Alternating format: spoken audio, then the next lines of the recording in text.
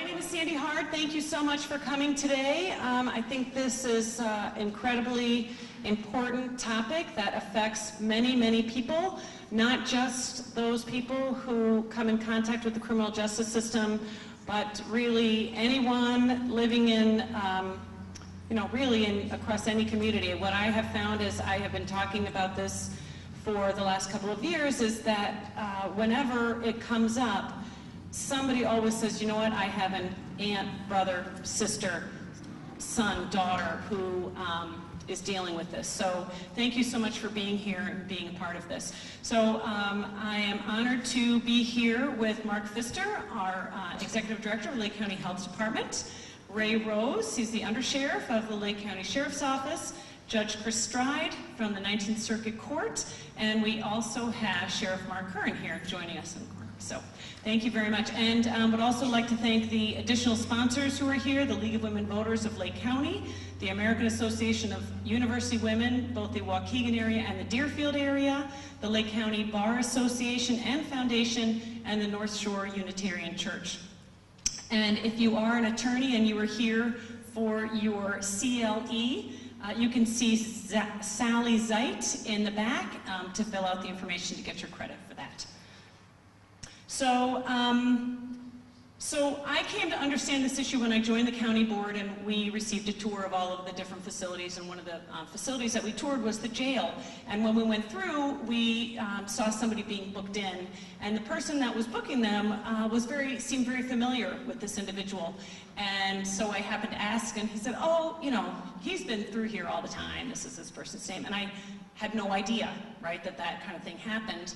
And as I learn more about it, what happens is they come into the jail. They are, at least with this individual and many more like him, come into the jail and they have a mental illness. They are seen by the medical staff, and they kind of go through the criminal courts, but they receive medication as they're waiting for their court date. They get their medication, they are stabilized, they are, after some time, released. And then they tend to run out of medication, or they can't get their doctor's appointments at the Lake County Health Department because we do have a shortage of, and this is a national shortage, not just at the health department. There is a shortage of available appointments for these people. And so what happens is they cycle off their medication, they end up in a crisis, and lo and behold, they end up back in the criminal justice system. So I had the opportunity to go to Washington, D.C. last year and learn about a national effort that is taking place between counties and several foundations.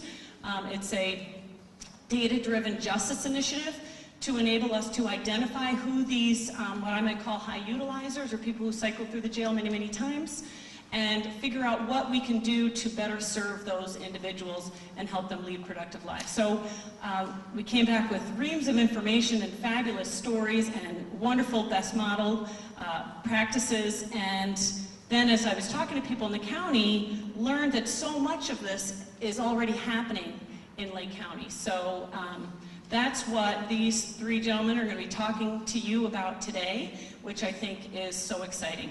So just real quick, when we were there, this is Mr. Carruthers. He was homeless for about 35 years. He did receive help from Gateway and NAMI, and somebody, I think it was a group of researchers, started to really tally up what the costs were for Mr. Carruthers, who was living on the street and going in and out of emergency rooms, hospitals, and the jails, and they worked it out. It was just over $3 million for Mr. Carruthers. So, but instead he got the treatment that he really deserved, really needed, and now he goes around the country speaking to people about what they can do in their communities to help others.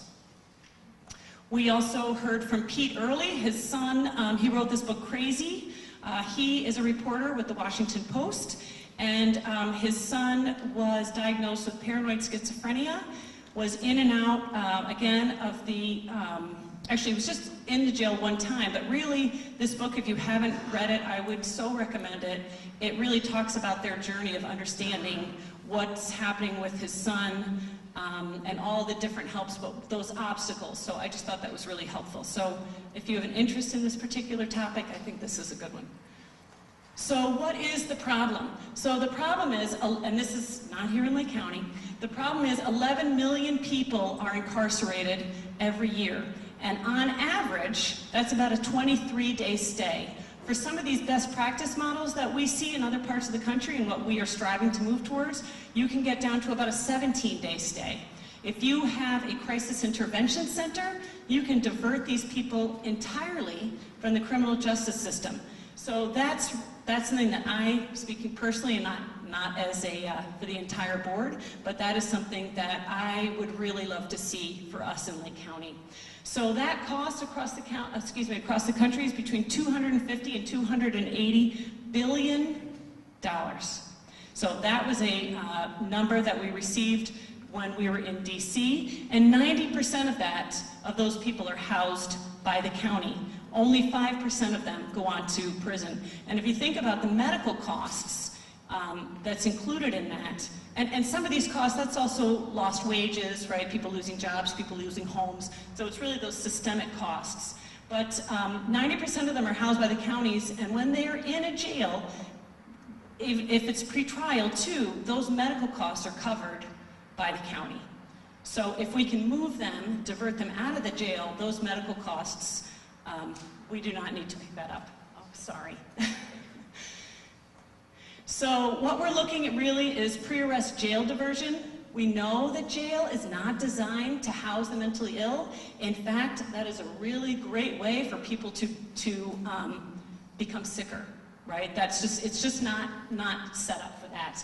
So it's a poor outcome for the individual. It has a very high cost because while they're getting treatment while they're in the jail, certainly that's not helping them long term. And there's this data gathering that happens. Different agencies are coming in.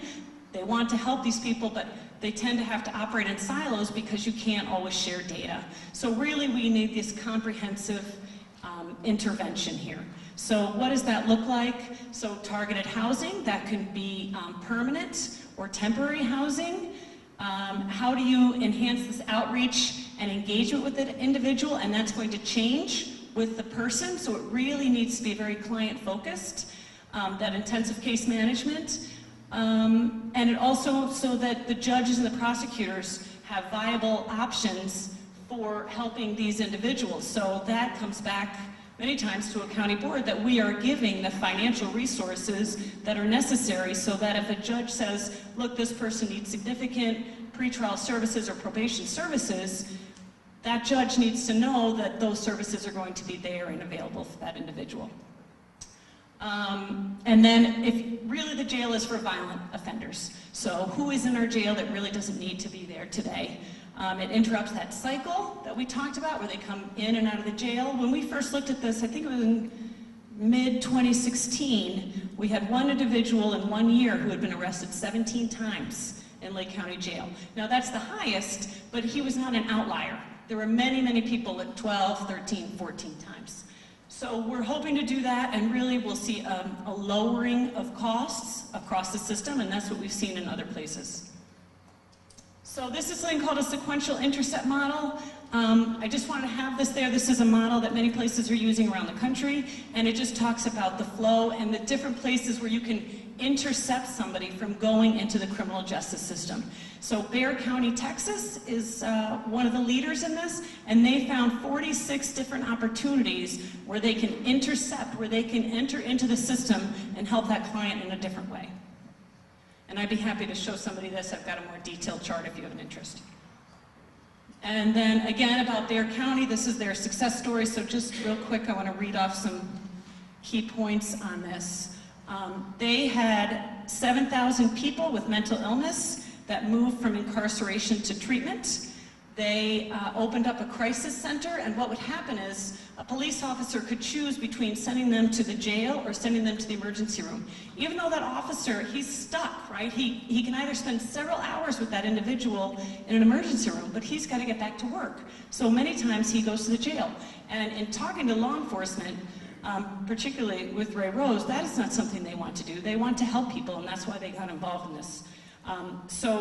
Before the crisis center, they could spend hours in the emergency room, and in Bexar County, they moved it between 7 to 14 minutes from the time they get to the crisis center to drop that individual off and they are back to work.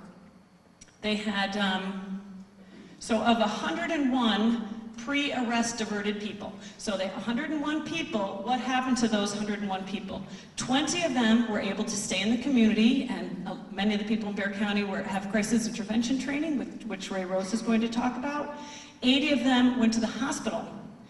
70 people remained, and only 2 people went to jail.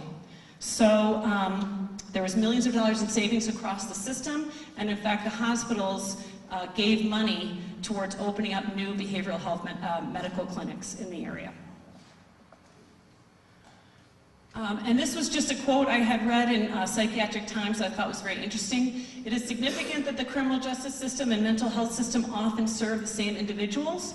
The creation of carefully structured partnerships involving criminal justice and mental health professionals enables the mentally ill to return to productive lives. The entire community reaps the benefits of a united criminal and healthcare system. And what I would ask, and again, I appreciate so much that you are here, is to really think about what role you will play in helping these individuals, because we can do a lot where we are, but what we know we really need is help from the community and helping people understand that these individuals are sick, and to think more about how members of the community might be able to help them. So I'm going to be followed by Mark Pfister, and he's going to talk about about what we're doing to help people living with mental illness, both within the criminal justice system and outside of it. Under Sheriff Rose will speak about the changing role of law enforcement, crisis intervention training, and the opioid addiction crisis. And Judge Stride is going to talk about the different ways the criminal court is providing services to these individuals. Thank you.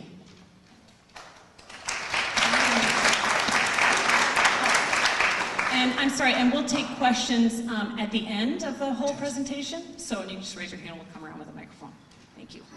All right, Mark. So I'll get my Well, while Sandy's getting it up and running, I just wanted to say it's really interesting that all of you showed up today. It's such a beautiful day, and it just... Oh, to move over. Okay. Just before I came here, I did a quick 3.5-mile run, and if there's any one way to reduce your mental health issues is to go out into nature. Certainly, I feel much better, more vibrant being here. So, I just want to go through a few slides because the undersheriff and the judge and I are going to be talking about a number of things that we're going to be using a number of acronyms or talking about some of these same issues. We want to make sure that everybody's on the same page. So, Sandy, if you can go ahead. Go ahead. So one of the things that we did recently in the county is that we have to do what is known as a community health assessment. And so we assessed what is happening in our community, from everything from diabetes to obesity to mental health issues. And one of the things that we found is that we estimated that there's 18% of Lake County adults that have been diagnosed with depression. So when we put that into a population figure, that's an estimated 100,000 Lake County adults that are suffering from some form of mental illness. So if you think about that, that's a lot of individuals just suffering from depression alone. Then if we drill down a little bit further from that, is that these same residents that were surveyed, is that they were also 10 times more likely, if they were depressed, to consider suicide. So these are individuals that are thinking that life is no longer worth living. And then the last bullet point there is that suicide in Lake County is the number 10 cause of death. So can anybody tell me what the 2 top causes of death are in Lake County? So heart disease is number 2, diseases of the heart and cancer is number 1. But if you think about it, suicide being the 10th leading cause of death, I mean, this is something that is preventable. So how do we do that? So go ahead. And then another aspect of what we found during the survey is that there's actually unequal burdens of chronic disease, and I consider mental health a chronic disease. And so if you look around the county, is that we have varying rates of diabetes, we have varying rates of obesity, and if we look down at race as an example, if we drill into race, is that you can see that 53% of non-Caucasians compared to 38% of Caucasians and Lake County adults report having 1 or more days in a month where their mental health is not good. So when you think about that, so I just told you I went out, took a nice run, relaxing, my stress levels dropped, but if I'm living day to day in areas where I have stress, you know, am I going to be more depressed than myself if I'm living in a different area? So we know that place matters. So another thing you're going to hear us talking about today is MAT, or medication-assisted treatment. And so what is that? Is that for somebody who is depressed, they may need some medication to help them along with counseling or other therapies to assure that they're functioning well. And we're also going to use another term today known as behavioral health. And so what behavioral health is it's mental health and substance abuse. So we have a lot of times where we have these co-occurring conditions where we have people that are having mental health issues, maybe they're bipolar, but they're also a substance abuser or like a tobacco user as an example. So what it is it's an effective approach to use medication in conjunction with counseling to treat substance use disorders. And so there's a number of evidence-based programs that are out there that have shown that MAT is very effective and demonstrated high success rates. One thing that you're going to hear today when we're talking about this is that to be a participant in MAT is that you have to be part of counseling and supportive services. So you can't just use it, get another drug, you have to do some counseling. Next slide. So we're also going to be hearing, you're going to hear some of the MAT medications that we use here in Lake County. One is naloxone. Has anybody heard of naloxone? All right, yeah, that's good. So naloxone is something that is used to, Undersheriff and all our police officers throughout Lake County are trained on the use of naloxone. And so that's for somebody who is ODing on an opioid, whether it's heroin or a prescription drug. And so there's a couple of different trade names that you see the two up there. We also have methadone. Methadone is another drug that is used on a daily basis for some that are going through that withdrawal period. We also have the trade now, you'll just hear it as Suboxone, but actually in Suboxone there's some naloxone in that. And then one of the newer drugs, it's called naltrexone, or also a trade name known as Vivitrol. So Vivitrol is something that the Undersheriff and I will be talking about, as well as the judge. Vivitrol is an injectable, and that injectable allows somebody to go through a withdrawal period, and it lasts for up to 30 days. So it's one of the first longer lasting drugs for this. However, you're going to hear us talking about this. Some of the issues with Vivitrol is you have to be in withdrawal for at least 7 to 14 days. So if you go to jail, that's probably a good thing. We can get you into that withdrawal period, but it's not actually the place we want you to go to do that. But that is these are the 4 main drugs that we use. So how does MAT and the heroin epidemic go together? I think number one is where, being from the health department, is that we want to prevent people from ever becoming a substance abuser. And so how do we do that is we want to prevent people from getting addicted to, whether it's alcohol or other types of drugs such as opioids or heroin. I mean, that's the number one goal, is to prevent them, because if we can prevent them, we're going to lower our costs and people are going to be more productive longer term. And I think that's one thing about that's misunderstood about opioids is the addiction piece of it, is that all these treatments that I just showed you, or counseling or treatment, is that you're bringing people into remission. You may not necessarily be cured. You may be just in remission. And so if you go back and start hanging out with your same friends, that you may go back to what you were doing if you're not actually continuing to be clean. So we want to ensure access to MAT, and then what we've done very well in this county is expand the use of naloxone. So if you can go to the next slide. But heroin use is actually part of a larger substance abuse problem.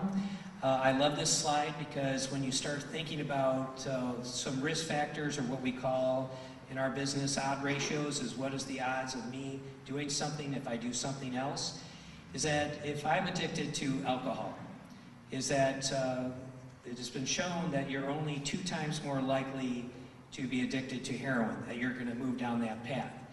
If you're a user of marijuana and you're addicted to that, you're only 3 times. If you're addicted to cocaine, you're 15 times more. But what is really amazing is that you're 40 times more likely to become addicted to heroin if you are addicted to opioid painkillers. So, I mean, if I had you raise your hands, which I don't want you to do, is that, and asked how many of you were prescribed an opioid in the last year, you know, I'm sure I would see a lot of hands out there. In fact, I got a letter the other day from a couple out in the western part of Lake County, and both of them are over the age of 65 years of age. Both of them have had severe pain through the years, and the letter was to me was that they're both addicted to opioid prescription drugs. And so they wanted me to provide more services out in the western part of Lake County to serve, you know, addictions, especially for those. And back in March of 2016, the Centers for Disease Control issued a recent report to providers on how to look at prescribing or the amount of opioids that they're prescribing. And so in that report, I was surprised that we're even giving newborn children opioids. So we're starting out, so if there's pain with newborns, they're giving them opioids. So we're starting a whole culture of people having a threshold, a very low threshold of pain. We're prescribing these opioids to people, and that's where we get to that 40 times connection. And then when I run out of opioids, if I don't have them, I can't get a prescription, then what do? I'm probably going to go get some heroin, because heroin and opioid prescription painkillers are very similar chemically. And the difference is that it's actually more expensive to buy prescription painkillers than it is heroin. I'll let the undersheriff tell some stories about what he and his officers are finding out in the field with even stronger heroin hitting the market in our area. Next slide. So I think it used to be, you know, another myth is that heroin only affected, you know, certain urban areas, and but if you look at this graph, that you can see that the number of heroin-related overdose deaths has increased dramatically. This is 2013 data, so it's still continuing to climb now that we're into 2017. But very rapid increases. Just back, I have Jen Osio, one of our staff here, who looks at all this data. We had about a 700% increase in Lake County of heroin-related or opioid-related deaths, you know, in just a 10-year period. So, I mean, this was something that is growing and expanding throughout. But you can see that looking at all these different demographics groups is that we have an increase of this type of need. So with that, I'm going to leave this last slide up, so one more, and then we'll go to Ray Rose. But one of the things that we'll talk about today is this need to expand MAT services. One of the things is back in 2014 is that the health department worked very closely with law enforcement, and we have trained all Lake County police to use naloxone. And so since that time, since December of 2014, to date we've had approximately 160 naloxone saves. Unfortunately, some of these people have been saved more than once. So it is important to make sure, and that's the next follow-up bullet, is that it's important to make sure that we have the treatment capacity exists for all individuals that have been saved by naloxone.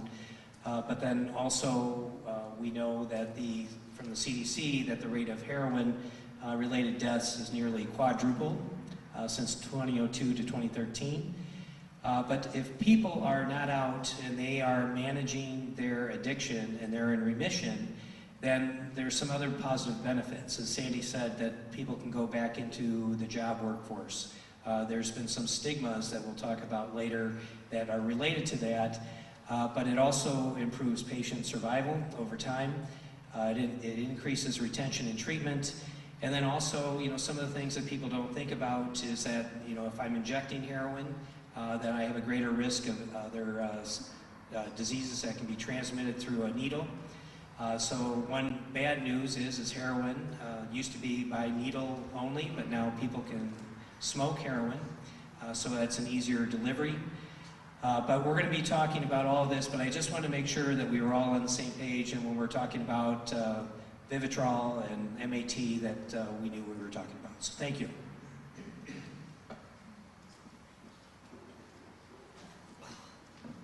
Good afternoon. I'm Ray Rose. I'm the Undersheriff at the Lake County Sheriff's Office.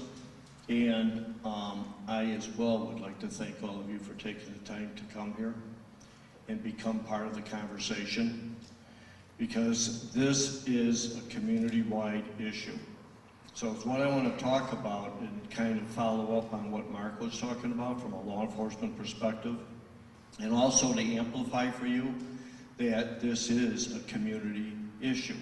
This affects families, it affects everybody in our county, it affects everybody in our state. Families are torn apart. This is just a devastating issue that we're going through. And when I talk about a devastating issue, I'm talking about mental health issues. I'm talking about drug addiction. I'm talking about homelessness. And when you sit there and you think, well, what's the correlation to those three topics? Right now, those are the three biggest issues facing law enforcement. And as a result of that, mental health, drug addiction, and homelessness, and how do we in law enforcement change how we do business? Because that's what has to happen, that is what is happening. And that's why it's important that we have an opportunity to explain to you what that means. So when you see law enforcement, you understand better what they're trying to do. And very simply put, we are transitioning from a role of a warrior in the community to the role of a guardian in the community. And that's a very, very important difference that we all need to understand. So when we talk about drug addiction, what does that have to do with mental health? When folks, as you heard Mark say, have mental health issues and they can't get medication, they can't get treatment, they start self-medicating. We have a problem now. Now, the other thing that is very common with this, three issues, is you have people who are out on the street. Mental health, drug, homelessness. They're out on the street. They don't have anywhere to go. They don't have any place to stay. So how do they get food? How do they get what they see as their needs? So they commit low-level crimes. They steal. And they get arrested. And where do they go? To the Lake County Jail. And then they go into Judge Stride's and the other judges' courtrooms. And then they get put back on the street. And then what happens? They get arrested, they go to jail, they go to court. We got to break that cycle. You see what that cycle is and how it's impacting all of us? Even if we want to put it into terms of financial terms and the impact of us across the board in terms of what it's costing us in dollars. So one of the things I want to go into a little more detail with, and I'm going to kind of go through this and try and tie it up for you so you can see when we talk about naloxone, how does that naloxone tie into supply of drugs, and how does it tie into drug addiction, how does it tie into CIT, crisis intervention training, how does it tie into putting folks back out on the street, how does it tie into Vivitrol, how does it tie into us as a community breaking that cycle. So the first thing I want to talk about is naloxone, or Narcan, or some of the other names that you've heard. We are fortunate in Lake County because we have most of our naloxone has been donated. We had 1,000, we just got another 1,000 doses issued. So that's all good news, but here's what started to happen. We were saving lives. Big issue here. We are and were, as it were, saving lives. People were overdosing, they were calling, we would respond, law enforcement would respond, we would inject them. We could give them through a needle or a EpiPen kind of injection or nasal. And people, because is what Narcan does, is it's a opioid blocker. So it brings people around very quickly. But here's what the problem is. It's now an over-the-counter purchase. So if I'm a heroin addict and Mark's a heroin addict, we go to Walgreens and we buy Narcan. So if I start to overdose, he injects me and saves me. We've lost track of those people now. There's an issue as well with how we were trying to track these and count these people. Last year, Gurney Police Department had 1 save. And you say, wow, 1 save. The Gurney Fire Department, on the other hand, had like 65 saves. So we lost track of those counts because we're not tracking the fire departments. So when you look at some of these things that are starting to happen with naloxone, we're saving, we had a guy, not last week, 2 weeks ago. This is the 4th time we saved this guy. So the problem is we started out and we started moving through this, we're responding, we're giving the injections, and we're saving people's lives. But what is the next step? We have to now move into and think about what is the next step. And treatment is the next step. And treatment has to involve the entire community. There has to be a recognition of what that treatment is, how do we get that treatment, and how do we break that cycle. Some of that treatment has got to be in the jail. I'm going to talk a little bit about what we're doing in the jail to get some of that treatment to folks so when they leave, they're able to have the help they need so they don't relapse. And you're going to hear from Judge Stride as well what's going on with the specialty courts, because that becomes very, very, very significant to our success. So when we talk about the naloxone and the saves, just so far this year, the Lake County Sheriff, just our department, not counting all the other ones, has had over 14 saves. And that's like in a little less than a 3-month period of time. Think about that.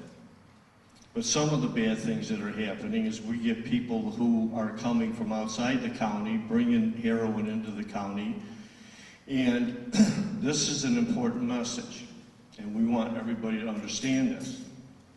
When I say we've switched from the warrior to the guardian, it doesn't mean that we still aren't looking to find who these people are. A drug addict needs treatment.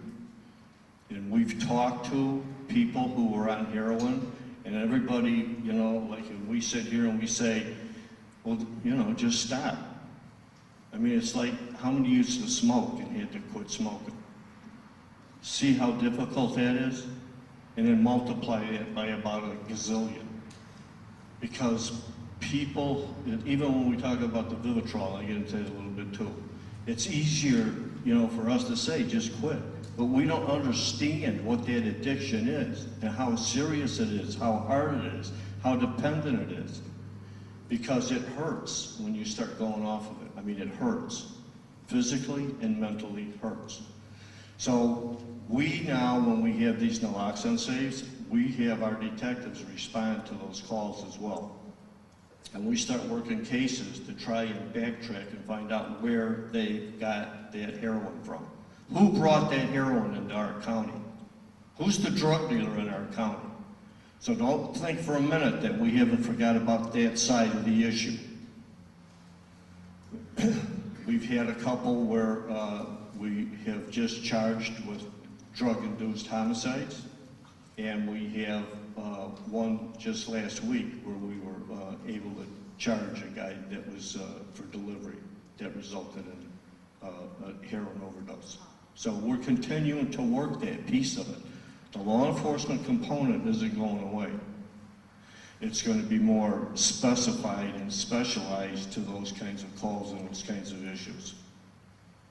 So when you think about how much heroin is out there, how many folks are overdosing, and how many folks need treatment.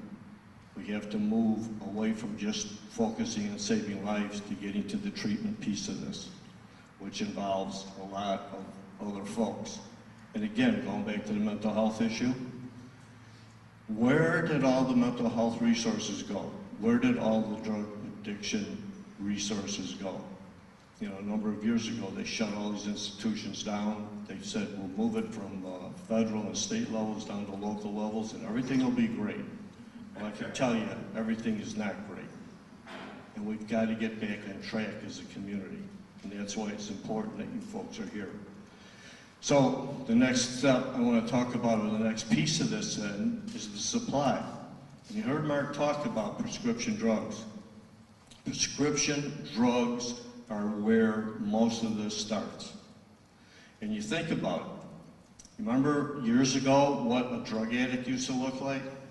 You'd see him on TV ads, or you'd see him in the paper, and it was some old scrunchy guy sitting in an alley with a dirty hat and a needle hanging out of his arm. That's not what our heroin addicts look like today. There are high school kids. There are sons, there are daughters, there are neighbors, there are relatives. That's changed who the heroin addict is. So where does it start with? How about people who are in high school and they have sports injuries? And the doctor prescribes Oxycontin. And the next thing you know, they're shooting heroin. So we've got to get to our doctors too. How many have had to go to the dentist, for example, and they tell you, just get a couple pills so there's no infection, and when I pull your tooth or do what I'm going to do, and you know, we'll be good. You go to the doctor, you go to the pharmacist, and what do? They prescribe 3 months of medication for one pull or one incident that you need to go to. Think about that. Why do they prescribe 3 months of medication? And we've talked to doctors, and here's what they say. I don't have time to go through all that. I leave 15 minutes per patient. So you're in and you're out, because if you're not in and out, you're costing me money. So they don't want to get into all this. Well, you only need 2 pills, so I'll give you 2 pills, or no, here's a prescription, What about using 3 months. What about using nurses with doctors? Pardon me? I'm sorry, I should probably address that to Mark Pfister rather than you. And if it's okay, can we do some questions at the end? Sure, I'm sorry. No, that's okay. That's all right. So those are things that we are looking at. Those are things that we're talking about. How do we get legislation in place that we've lost or that it wasn't necessary to be dealing with? So there's a lot of these approaches about how do we deal with this issue. But let's talk about these prescription drugs. So we have these boxes that are in police departments. Have you heard about that? These drug drop-offs. Walgreens has just started. They have 4 stores now in Lake County that they have where you can go in and drop off drugs in these boxes and they'll be destroyed. So we started out with last year, well, in 15 there were 17 boxes in Lake County, and we're up to 31. So 31 police departments in Lake County have boxes where you can go and drop off medications. In 2015, there was legislation that was adopted because we would collect these drugs and there was no place to take them except to Indianapolis. So all the police departments got together and they would take turns driving all these drugs to Indianapolis to a DEA incinerator so they could be destroyed. So you look at what is happening with this and what the thought process is. We got to go to Indianapolis to dispose of drugs that we don't need anymore. So legislation is passed. We now have it locally where it can be disposed of. So in 2015, we took in 12,000 pounds of drugs. And I want you to think about that for a minute. Can you imagine what 12,000 pounds looks like? Maybe a car or a truck. But take that and think about how big a pill is. You know how many pills that is? 12,000 pounds? So the question is, if we're not taking it off the street, where's it going? It's going inside of our kids, it's going inside of our neighbors, and it's going inside of this addiction that we as a community are facing. So, and that equates to about a street value of over $700,000. So if we're not taking these drugs off, not only are we concerned about addiction and what it's doing to our kids, but we're also concerned about the environment, because if you take those and flush them or you throw them in the garbage, the potential of the impact there is great as well. So the next thing that I want to talk about is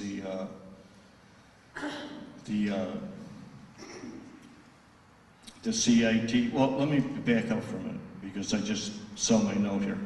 This heroin problem that we're facing and this naloxone, we had a call last week where they responded, the deputies responded, and they hit this guy 6 times with naloxone.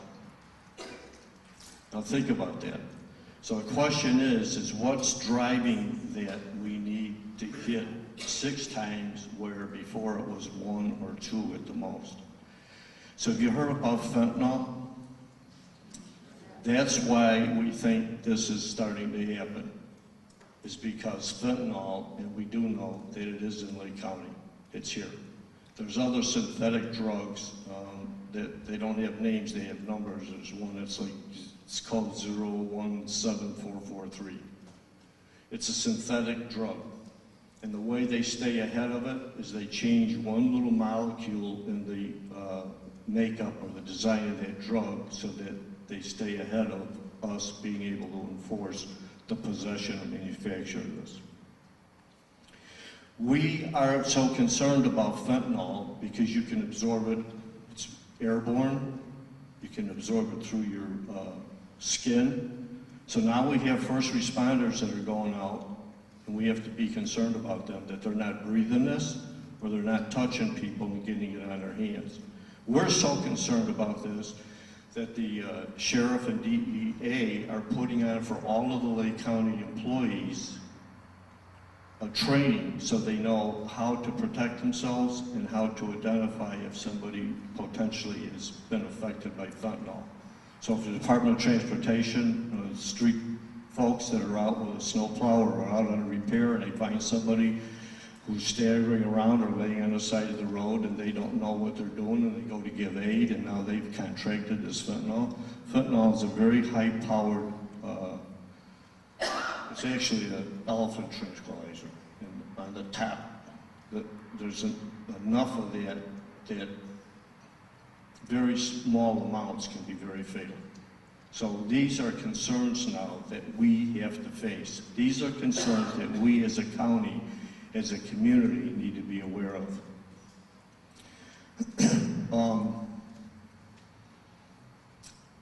There's another thing that you may have heard of called the Way Out program, where law enforcement has the Way Out program.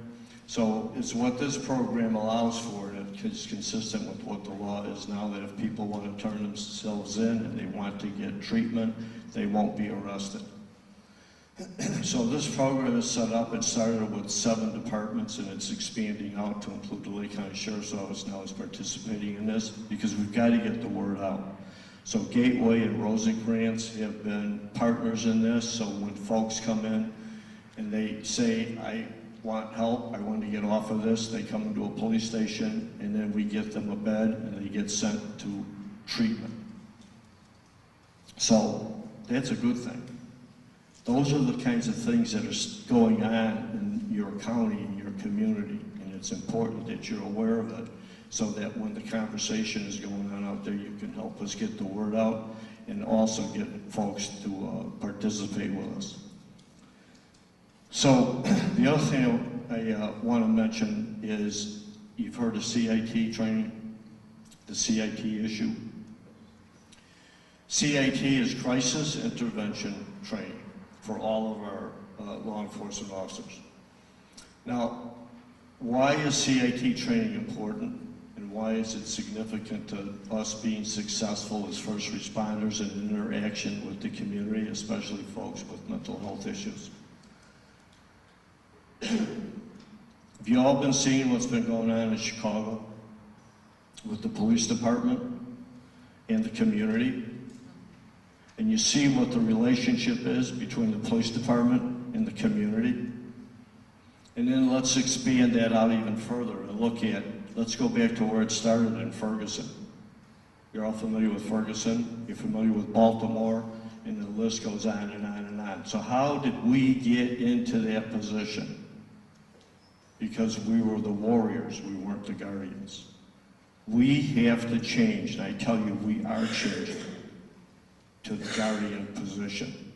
So when the police respond to somebody's home or business because there's an issue and an interaction is occurring with somebody who has a mental health issue, and we get there and we don't know what we're doing, we don't know how to recognize what the issue is, we've got no training that tells us how do you talk this person through this, how do we help this person? Instead, we get into a physical confrontation with them, or as you've seen in so many incidents in Chicago, we shoot them. Not acceptable. Not acceptable. So we start CIT training. And it's what this training does is it allows us to take our police officers and put them into a 40-hour course where they are trained on recognition, what these diseases and mental health issues are, and it's as applicable as well, again, to mental health, drug addiction. There's correlations all the way through this on what we're doing. So we send officers to CIT training, and they start to learn how to recognize what the issues are, and more importantly than recognizing it, how do they deal with it. And I'll give you some examples where we've had deputies go to a call, and there's a young man who was beating his father and his mother, and the police get there and they intervene, and we're able to calm this whole event down. We're able to get control of it. And the deputy, instead of leaving because they calmed everything down, think about this. Instead of leaving because they calmed it down and secured the scene, they sit there then and have a conversation with the parents. And they get the parents to agree with the observation that they make that the medication this person is on needs to be reevaluated. So from an outside perspective and the training they've had, the parents agree. They call us back and we go there and we meet with them, and they're there to tell us that they went, they got the medication changed, and now that whole environment is stabilized again. That's what CIT training does. We get a call of a guy that's on a bridge and is distraught, his mental illness issues, depression that we were talking about, and he's going to jump. These officers spent an extended amount of time with him, and they were able to talk him off the bridge and get him into treatment. Another life saved. We have another one that it was over 70 minutes with a guy, suicide by cop is what he was trying to do. He's sitting in his car with a gun, and he's trying to get the police to shoot him. They spent 70 minutes talking with this guy and finally got him to put the gun down and to come out of the car. We had a call last night with a guy who's barricaded in the house with his father and beat his father with a baseball bat, and we're surrounded the house and they got TRT there. And finally, over a period of time, we make a decision to leave. We got misdemeanor charges on the guy. The victim, the father, was able to go someplace else. The guy's in the house by himself now. So why do we want to kick the door down and go in there and get into a shootout with this guy and either have an officer shot or have him shot? The solution is we're not doing that anymore. So today we go see one of the judges and we get a warrant and we'll arrest him in a whole different set of circumstances. So you're not reading about us on the front page of the paper where we ended up shooting a guy that we really didn't need to. So the CAT training becomes very, very significant and very, very important to our success as the role of the guardian in the community and what we're doing. So when you look at how many people we had trained, 8 months ago it was 80, we're up to 223 officers now across the county. We just got a grant for $250,000 so that we can train law enforcement in Lake County, and our goal is to get 40% more police officers trained in CAT training. But we're not just sitting and waiting for that to happen. We have started to cross-train now with police departments. So I'll give you an example. If the border of Mundelein and there's a division between the district of the sheriff's office and a beat in Mundelein, Mundelein doesn't have a CIT trained officer, they will call us and we will send one of our officers there to assist them. And the same thing, Mundelein will send one of their people to help us. Because we're not going to use this excuse anymore that we didn't have the resources or we couldn't find somebody. That doesn't work anymore. So we started training our highway patrol people, the cars you see out on the road. We started training court security, and we started training jail corrections officers.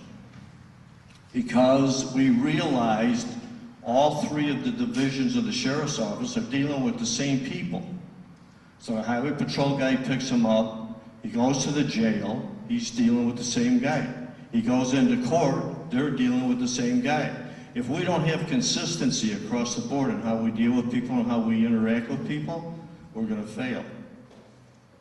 So think about the highway patrol guy, the deputy that first has contact, gets through the situation, stabilizes it, gets him into the jail, they work with this person, they understand what circumstances are, and then he goes to the courtroom, and the guy in the courtroom standing there twirling his handcuffs in front of this guy and telling him, yeah, you're going to prison. Everything that happened before is done because we weren't consistent in what we did and how we treated that person. Unacceptable. So you're going to be hearing a lot more about CIT training, and this is a big deal right now. And not just right now, but going into the future. Because this is how we've got to be interacting with the community. This is how we have to make sure we're taking care of our folks. Thank you.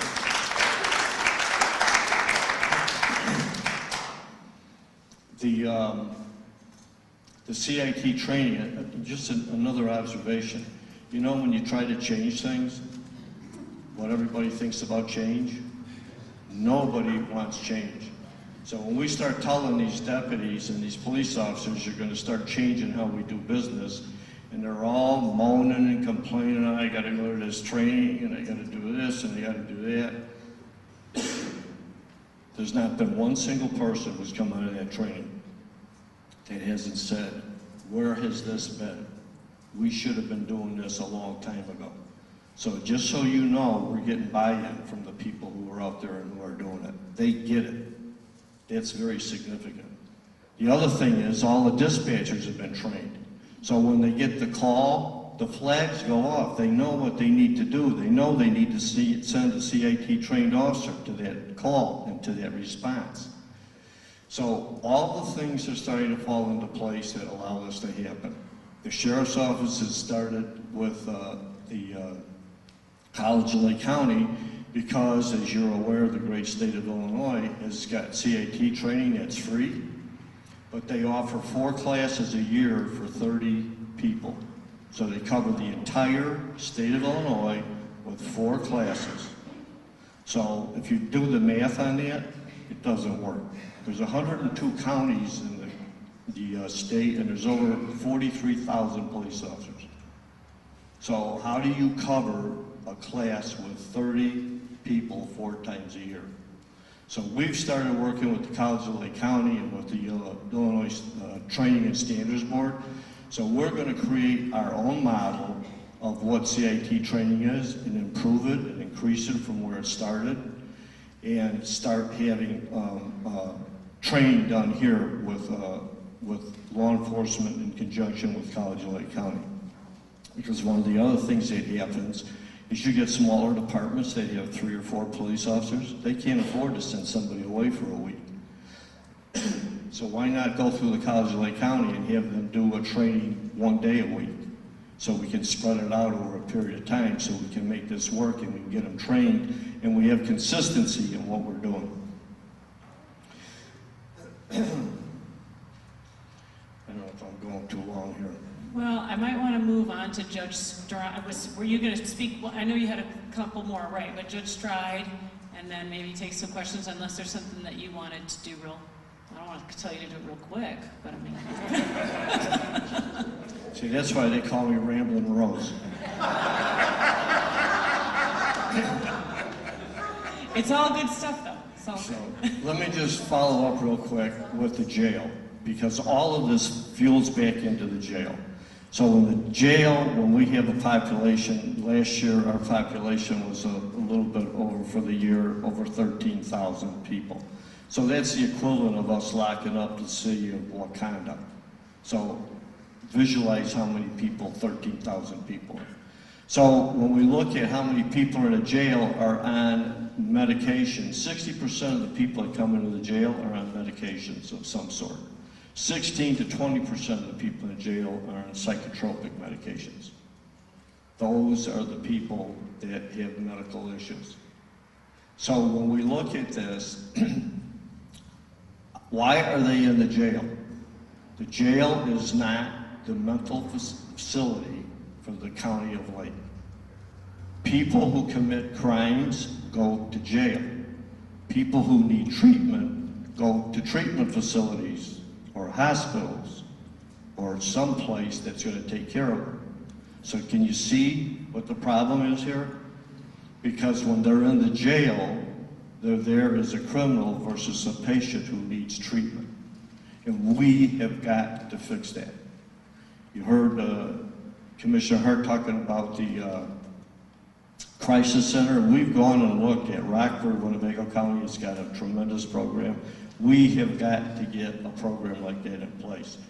But at the same time, just as real quick, you heard about the MAT program, the medical assisted treatment. So we've started putting Vivitrol into the jail and working with the health department on a lot of these initiatives. And when I stand up here and talk about what the Lake County Sheriff's doing or law enforcement, we're not doing that in a vacuum. I mean, the 3 people sitting up here, it's just, well, actually 4, are indicative of what these relationships are. The first CAT training funds we got was from the Lake County Board. They came up with $35,000 to get us started, the seed money to get us started. What we're doing with the health department and getting Vivitrol, when we have somebody in the jail, they go through withdrawal and they're able to get the shot. We give them the shot in the jail, and then jail transport takes them right straight to the health department. They can't go home, they can't go anywhere. They drive them, the jail transport drives them to the health department, and they meet with a counselor and get them started on what their program is going to be and where they're going.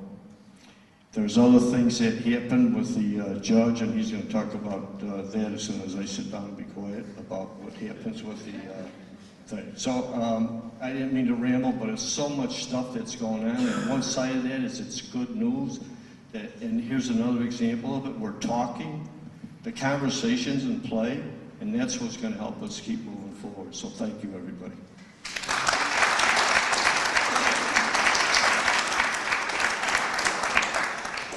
It's never fun to go after the undersheriff.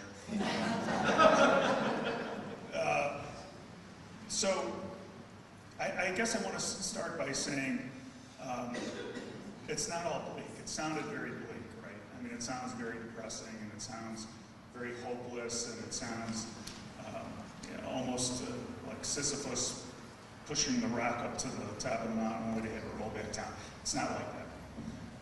I have been in Lake County. No, mic's not working. How about that one? Is that better? Okay, all right. I've been in the county practicing law for almost 26 years. And the changes that have happened during the course of my career are remarkable. I want to start by talking about what used to happen to this population. When I say this population, I mean the mentally ill or those who suffer from co-occurring disorders, both. In the past, historically, what happened is if they were given a sentence of probation, they were sent to a probation officer who managed their case, and what that case management looked like might have been this. You have to go get a drug and alcohol evaluation from a third-party provider, and whatever they tell you to do, do. And come back once a month and report, and bring reports with you about how you're doing in treatment. And then I'll send a memo to the judge, and the judge will see your 6-month supervision hearing to see how you're doing. Now, was that effective? It was. Was it the best practices? Not by a long shot. So I've gone through a couple of different epidemics in my career. Not me personally, but I've seen it happen in the community. I've seen a cocaine epidemic in the 80s and 90s. The spike in driving under the influence arrests and drugged driving arrests in the 90s, and now heroin epidemic. What the system did not do, and historically was very bad at, was identifying the reasons why people use. And it sounds funny, and it sounds sort of somewhat self-evident, but the system really wasn't set up to do that. So in Florida, in the late 80s into the 90s, some forward-thinking judges created what are called drug courts. Now, I'm the supervising judge of our problem-solving courts, which sounds sort of like, well, aren't all courts problem-solving courts? Well, I think they are, but these courts are unique, they're different. We have a drug court in Lake County, we have a mental health court in Lake County, we also have a veterans treatment and assistance court in Lake County. What do those programs look like? They're highly specialized programs dedicated to dealing with people who suffer from drug addiction, mental illness, or veterans that are returning from either, well, from any conflict, really. We've had veterans in our program from the Korean War, we have veterans currently in our program from the Vietnam War, and we have a lot of young men and women from our conflicts in the Middle East. What makes them different is it's not just a judge, it's not just a lawyer, and it's not just a probation officer that supervises their cases. It's a multidisciplinary team in all three programs. They're all structured pretty much the same way. So what does that multidisciplinary team look like? Well, certainly there's a judge, myself or Judge Kristen Bishop. There is a state's attorney, in this case, Suzanne Willett is the representative of Mike Nierheim, our state's attorney in those programs. We have a public defender, and I'm lucky enough to have the public defender, Joy Gosman, be part of these programs. We have several probation officers. We have a separate probation coordinator for each of those programs. We have a case manager from the health department. We have a law enforcement representative from the sheriff's department, Lieutenant Nick Kalfas, who I could not do my job without. We also have Chief Wayne Wallace from Waukegan PD on our Veterans Court. We have treatment providers. We have NICASA. We have Haymarket Center. We have Gateway. We have resource officers from probation that helps find treatment beds for all the clients in our programs. We also have, Lake County is very lucky. Many years ago, when I first started in the state's attorney's office, we created a division of psychological services where we actually have psychologists located within probation that actually do treatment. They do evaluations. Not a lot of counties have that resource, so we're a little bit unique in that regard. So we're very blessed to have psychologists on our teams. We even have a facilities dog. And if you think that's sort of a punchline, it really isn't. I'll tell you a quick story about one of our dogs, Hitch. We have the state's attorney's office has two dogs. They named them Mitch and Hitch, and I cannot keep them straight. But in any event, Hitch is the dog that comes to court. And Hitch is a black lab that's just a beautiful, sweet dog. And I was talking to a veteran one day and in court, and he suffers from severe anxiety, and his anxiety triggered. So they took him to probation. They said, well, let's see what's going on. They dropped him. They did a urine test, and he tested positive for cocaine. They brought him back to court, and he was just a mess. And the dog saw him, and the dog ran over to him and sat on his feet like he's trained to do. And the dog, you know, was looking up at him, kind of nudging him, and the client was very upset, and he was crying. And finally, Hitch barked. And the client looked at him, and it got his attention, and he just reached down instinctively and started petting him. Within seconds, he stopped crying. They took him into the hallway with our psychologist, they calmed him down, and they brought him back into court, and we were able to help him get through his crisis. So it's a really critical component. So I tell kids, my kids, I tell kids when I go to school, I get to work with a lab every day, and they think I'm making it up, but it's true. It's really, it's a phenomenal thing to see, and we're very blessed to have them. All our programs are built around evidence-based case management. And when I say evidence-based, I mean everything that we do for that client is tested. And so if we make a recommendation for a particular course of treatment, we know that that treatment that they're being referred to is effective treatment because we score it, we measure it, and we keep statistics on all those things. For example, if we have somebody who has a personality disorder in our mental health court, and they need DBT training, or dialectic behavioral training, we will send them out to somebody who's trained specifically in that method of treatment, and we will measure their progress. And if they complete that treatment successfully, we know that they've completed a successful evidence-based program that's very effective. So everything we do, from drug addiction to mental health crisis training, all of that is evidence-based. Our programs are anywhere from 18 to 30 months. I'd like to spend a little time, we've been talking a lot about heroin and drugs and those things. Just sort of flip it a little bit and talk about mental health. Because I think mental health is, really, I think it's a human rights sort of an issue. It's something that's scary to the public. People don't like to talk about mental health. I was grateful that Sandy mentioned when she started the number of people that are impacted by depression, by schizophrenia, by schizoaffective disorder, by personality disorders, by anxiety. There's a whole generation of kids now that are diagnosed with ADD and ADHD. Those diagnoses didn't exist. And the treatment, I think, because I was probably one of those kids, was my mom signed me up for every Park District program there was and got me out of the house. That's how, you know, kids were dealt with back in the day. Now they're, unfortunately, I think, they have a label on them. And that's really another thing we talked about. We got together for breakfast last week, the four of us, because we don't spend enough time together. And we were talking about, well, what do we leave you with? What's the charge? I think one of the great charges around this issue is destigmatizing mental health and mental health issues. When we recognize that surrounds us, I don't know a family, including my own, that doesn't have addiction issues or substance abuse issues somewhere in there. We've all dealt with it. And it's sort of the elephant in the room that people are uncomfortable talking about. That needs to change. When we talk about the great challenges of dealing with the mentally ill in our communities, I see it every week. I think the greatest challenge is housing. Finding not just affordable housing, but appropriate affordable housing. There's plenty of affordable housing in Lake County.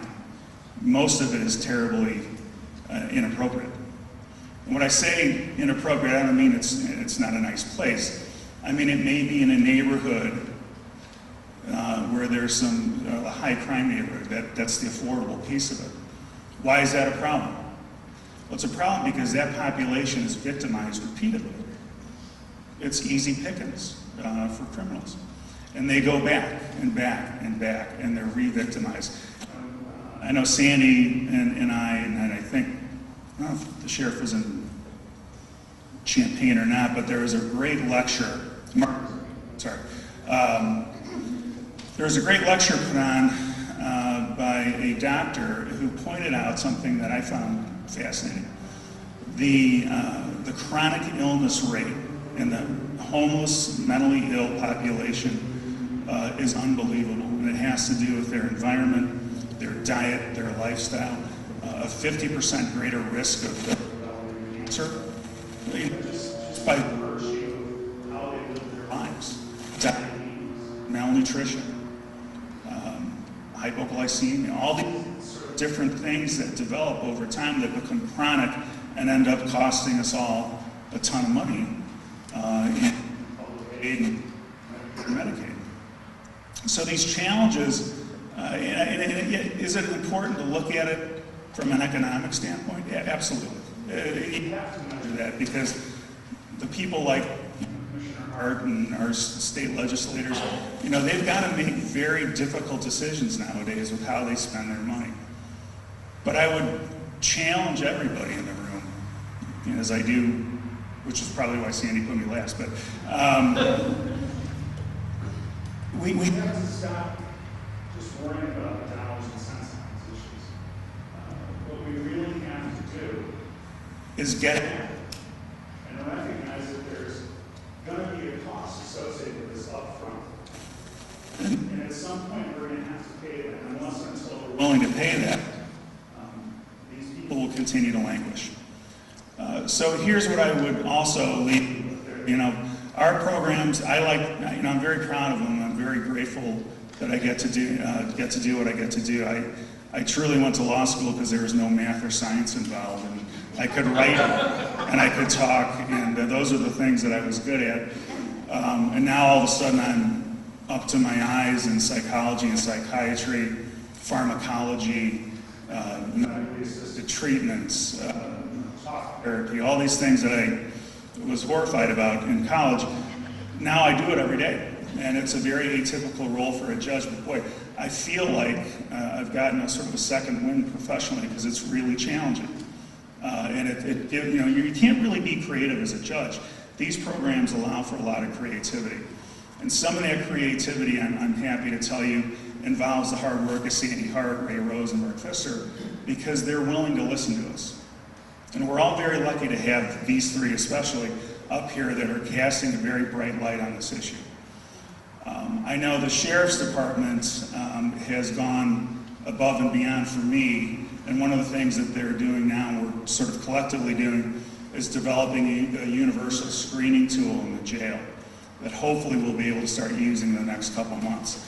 So whenever anybody's booked into the county jail, they'll have a evidence-based screening tool that they're subjected to. And as a result of that tool, we'll know if they have a mental health issue, a substance abuse issue, or if they've ever been a member of the armed services. What that information will allow us to do in the courts is we'll be able to identify people who are eligible for our programs instantly. And a referral will be made to probation. And the probation will then make sure that criteria are met for one of our three programs, and sometimes our clients qualify for more than one of our programs. And then that will go to the lawyers, and the lawyers will hopefully petition into our program very, very quickly, and we can get that person out of jail and into treatment. So we're hoping we get that online early summer. Another thing that we're really excited about is our programs are for high-risk, high-needs clients. So high risk to reoffend criminally, and high needs in terms of treatment and substance abuse. Mark put up that statistic about the 40% more likely to become a heroin addict if you use opiate prescription meds. It shouldn't surprise anybody that the greatest use demographic, the highest use demographic, is that 18 to 30-year-old, particularly male group. And the undersheriff mentioned that, and he said, where does that come from? How is it that that's the population that's using? Well, that's your high school and college athletes. That's the kid that blows out his knee or the girl that blows out her shoulder, that has surgery, has a Norco or tied to them. And all of a sudden, when that prescription runs out, their body quite literally is craving that opiate high. And they go out on the street, and they'll be the third guy to say it. The heroin that's out there is terrifying because it's not a dirty drug anymore. You know, the 70s, when you saw them cooking it in a spoon and liquefying it, what they were doing is they were cooking out the impurities. Then they put the needle, keep cutting out. Okay, then they put the needle in there, they pull out the pure form of it, and they inject it. This heroin you can smoke, you can snort, you can eat. The delivery systems for it are endless. You can vape it. You know, all the kids with the e-cigarettes now, you can vape heroin. It's a really scary thing. Undersugar, we have a lot of OD deaths. There was a string of OD deaths back, I'm going to say late last summer, early last fall in the Cincinnati area. Those were all fentanyl deaths. Those were guys cutting heroin with fentanyl, or just cutting fentanyl, selling it on the streets. And these heroin addicts were buying it and using it. There was a horrifying picture that went around the internet and online about a mother and a father with a baby in a car seat in the back seat. I think the father died of an OD and the mom was pulled back with the naloxone. So, I mean, that's what's going on out there, and fentanyl is a particularly brutal, terrifying piece of street drugs right now. So what we're trying to do is we recognize that there's that 18 to 30-year-old demographic that isn't necessarily blossomed to a full-blown criminal, but they have high treatment needs, so we're developing a drug court light track with probation where we're going to treat misdemeanants and felons. So right now, drug court only takes felony cases, but we're going to start taking those misdemeanor cases. Some of those cases are guys sitting in the undersheriff's jail. And we have the great benefit of the health department and the sheriff's hard work on creating a trial program in the jail. My hope is that we're able to marry that drug court light track with that population and get them under the jurisdiction of the court and on medically assisted treatment. So there's a stick over them a little bit. And that sounds a little heavy-handed, I don't mean it to be, but the incentive to take your shot and go to intensive outpatient treatment is a little more real when a judge is kind of doing that at you and standing in front of the bench. So I'm excited about that. With respect to mental health court in particular, one of the other great challenges besides housing is keeping our clients' medication compliance. So, you know, a lot of antipsychotics, a lot of antidepressants have some pretty profound side effects. People don't like to take them. So I'm trying to work with Rose Gray, our Director of Adult Probation, and Steve Fabry, the Deputy Director, as well as our Mental Health Court Coordinator, Rudy Martin, to develop some programming built around medication compliance. Why should I do it? Why do I have to do it? Why does it make a difference in my life? What are the benefits? What are the risks? Name it. Just get the clients involved in that conversation, because the conversation with their doctors usually, as Ray indicated, about 5 seconds long. Here are your meds, take your meds as prescribed on the label. And well, what happens when you don't like the way they make you feel? Well, let's talk about that. Let's take our clients in our program and have that conversation and take the mystery and the drama out of it and have a very honest conversation. So that's something that we're working on developing right now, which I'm very excited about.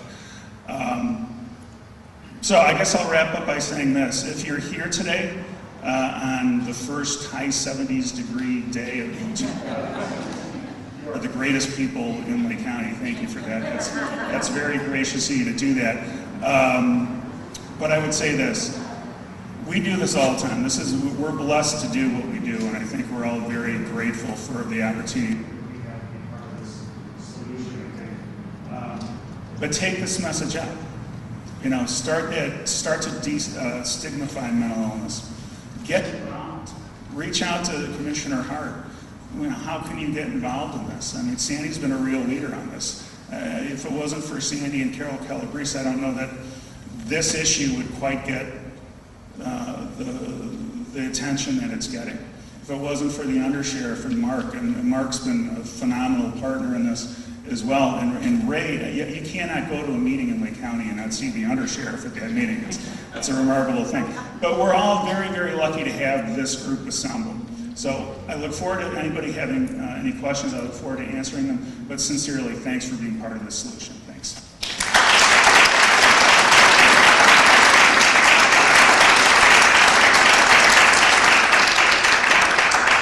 And since I know there's going to be a couple of questions about this, we'll do 3 real quick slides, but I just want to say, Judge Stride, usually I say what you just said about mental health, so I'm so appreciative of a judge talking about how people that have mental health issues are actually dying 20, 25 years earlier, but not from their mental health disorders, but actually from other co-occurring conditions, such as diabetes, and that's another problem with mental health, is they're not getting their primary care services.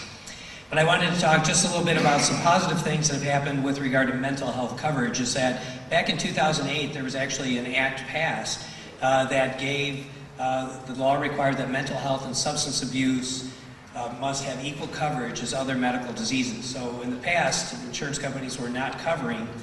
However, it did have a limited impact on those that had low incomes because they didn't have access to insurance coverage or Medicaid. So the good news about the Affordable Care Act, has anybody heard anything about the Affordable Care Act in the last couple of years? So some say repeal and replace, some say repeal and repulse. So it just depends on which side of the aisle you're on. Yes. But some real good news is that when it comes to mental health coverage, is that there was 351,000 covered lives in Illinois that went under what is known as the exchange plan, the individuals that were able to buy into an exchange plan. In Lake County, that equals about 25,000, and it's estimated about 78% of them get subsidies. So that's, remember, we're supposed to get taxed, and then those people are getting subsidized so that they get insurance. Additionally, we had the Medicaid expansion, and so we are up to about 125,000 Medicaid recipients in Lake County, and so there was another 20,000 that came along from that expansion. So if I talk just real briefly about the health department, is that it used to be that our payer mix, that's where we're getting funds from, used to be what we called upside down. So that over 50% of our individuals that came to the health department were uninsured. They did not have any insurance. Now where we're at, we're down to 37%. So just think about that as a local taxpayer, what the Affordable Care Act has done. And so it has provided coverage opportunities to low-income patients and thus access to mental health and medical services. So if that goes away or changes, then we may be having the positive go to a negative. But this is one negative, so next slide. Just go to the next one. This is one negative that has happened, however, though, is that those 25,000 people that are covered under the exchange, is that back in 2016, they had 6 options.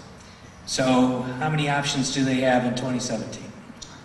1 option, and that's Blue Cross Blue Shield of Illinois. And so a lot of people think, well, I have insurance, I can go anywhere I want to go, I can use any provider I want to go to. So if you haven't read your insurance policy, take a look at it. That's not true, and so I know you all know that. But what we're finding is there's more and more what we call these narrow networks. And so for Lake County, Blue Cross Blue Shield, if you're in the marketplace, you can only go to advocate facilities or to providers that are in network. So right now, the Lake County Health Department is out of network. And then I'll just talk briefly about that, because what happens, you can actually, sorry, no worries. But I think one of the issues is out of network is, so if I can't, if I don't have insurance, let's talk about if I have insurance. If I have insurance and I get Vivitrol, you know, my cost for that Vivitrol is relatively low. It's very affordable. But if I'm out of network and I don't have insurance, what do you think that one injection costs me without insurance? Yeah, so anywhere between $1,000 and $1,800. So if I'm somebody that doesn't have the right insurance and I have to pay for that, am I going to get Vivitrol? Now, the health department, we do some innovative things. We use samples and we do some other things to assure that people are getting what they need. But I think this is, since we're here today, and this is a political group, you know, this is one thing that we have to really, whatever is replaced, we have to make sure that we're not going backwards and that individuals that need care can get care. And so I'm just going to have you go 2 slides. Is another thing that's out there right now that telepsychiatry. So the gentleman was going to ask me about nurses. That the Nurse Practice Act, a nurse cannot prescribe, they can only administer. And so the big issue is in the United States of Illinois, in the state of Illinois, in the state of Illinois, that, and you know, there are 2 states, is do you think a psychologist can prescribe psychotropic medication? Yes. No. So there are 2 states in the United States that allow a psychologist to go back to school for 2 years to become an expert on psychotropic medication, and that's actually Louisiana and New Mexico. So how is Louisiana? I don't know, but that's an interesting concept. But 2 states do that. We did attempt to run a bill 2 years ago to have psychologists get this ability, because right now MDs and psychiatrists, who are MDs, can write prescriptions. There are some ways with what we call a psychiatric APN to work with a collaborative agreement with an MD. But really, this is where the capacity of these drugs is really a challenge, or getting that therapy, getting that counseling from a psychiatrist, is that it's an extreme challenge across the nation to get a psychiatrist. So we've been piloting telepsychiatry. And so what we have found is that we actually lose, we do it 2 days a week at the health department, and we're losing about $1,000 a week. And the reason why is we pay about $175 to $200 an hour. What we get reimbursed, you know, barely covers that. But then we also have to have a licensed person in the room, you know, with that patient. So while we're already paying for a telepsychiatrist, we have somebody in there. So just to give you a one up, there's a House Bill 2907. It's by Patty Bullock from DuPage. It's gone through committee, but it would remove that requirement that we have a clinician or a physician in the room during telepsychiatry. So I'm sure you're going to have some more questions for the team, but I just wanted to do those. So thank you. Well, yeah, how about a little clapping?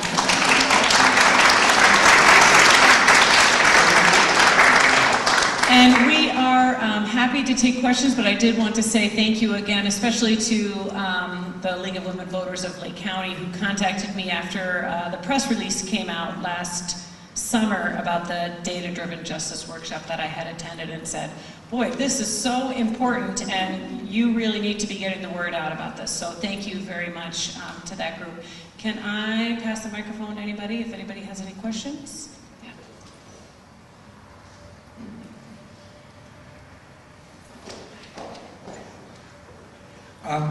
So I often talk about the subject of healthcare, and I'm on the NAMI Illinois board as well as NAMI of Lake County, and I work for a Corporation for Supportive Housing, and I've been involved in this issue for a while. So I love positive comments about CIT. It's great how well that's put in place. Of course, I want to see more housing, and I want to make sure that everyone knows who Sue Shimon is right there. She didn't know I was going to see, as you can tell. She's with Thresholds, and I worked for Thresholds for many years and took people out of the jail and got fantastic results. And so if we can bring that program here, I really think that's important. But I want to concentrate just on the table with one other evidence-based practice that I want to ask about, and that's between Mark and the jail. And I want to thank League of Women Voters for having this. And one of the things that jails do across the country is try to save money on psychiatry and try and save money on healthcare in the jail, and it costs us lots more money in the long run. And so I really want to talk about how that collaboration is, and I want to, as Commissioner, to be aware of that being a bad strategy. I wanted to ask a little bit about the collaboration between the health department and the jail, and whether the psychiatry done in the jail is by the same people that are in the community. Because one of the really strong things to have happen, and it may be more expensive in the short run, but it's really dumb if you don't. The good thing is there's not enough psychiatrists. The bad thing is there aren't that many psychiatrists. So it's not that hard to make sure that a psychiatrist in the jail is the same person as the psychiatrist in the community, and that they share that, because then you don't have to have all those releases in the same way, that you can in fact make sure that medication stays the same. You can write a prescription longer in the community. You can monitor side effects and those kinds of things. So I'm just wanting to see how well we're doing in terms of being able to collaborate and utilize those resources, so that prescription, we don't have to wait for someone in the community to deliver a prescription. You can use the prescription that's in the jail and have the follow-up for psychiatric side effects and other things. We've tried working with